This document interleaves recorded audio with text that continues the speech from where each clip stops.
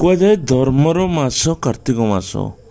କାର୍ତ୍ତିକ ମାସ ଯାକର ପୁଣ୍ୟ ଡଙ୍ଗା ଭସାରେ ସରେ। ଆଉ କାର୍ତ୍ତିକ ମାସରେ ଡଙ୍ଗା ଭସା ନିଆରା ପର୍ବ। ସକାଳୁ ଶୀତୁଆ ସକାଳୁ ଥୁରୁ ଥୁରୁ ହାତରେ ଡଙ୍ଗା ଭସାଇବା ଗୋଟେ ନିଆରା ଅନୁଭୂତି। ଗାଁ ପୋଖରୀ ନଈ ନାଳ ଆମେ ସକାଳୁ ଡଙ୍ଗା ଭସାଇଥାଉ।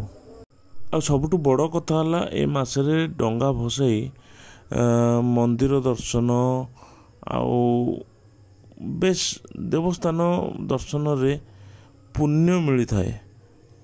ଆଉ କାର୍ତ୍ତିକ ମାସ ଗାଁରେ ଭଜନ କୀର୍ତ୍ତନ ଭୋରୁ ଭଜନ କୀର୍ତ୍ତନ ବେଶ ସୁମଧୁର।